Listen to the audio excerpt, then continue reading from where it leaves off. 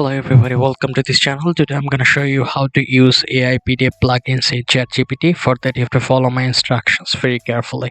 Basically AI PDF plugin can be many types, so you can use any of it. I can prefer you ask your PDF plugin, that is very helpful.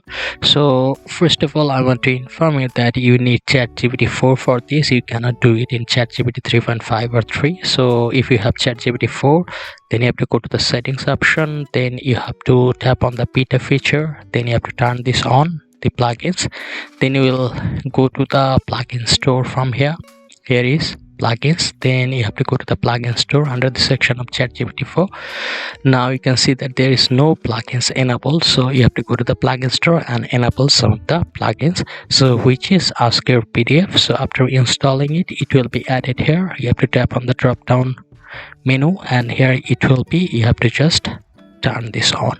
After that you can easily upload your PDF here and you can ask anything you want according to your wish, and you can get all the information regarding that particular uploaded PDF. And if this tutorial helped you, like this video and don't forget to subscribe to my channel. See you in the next one.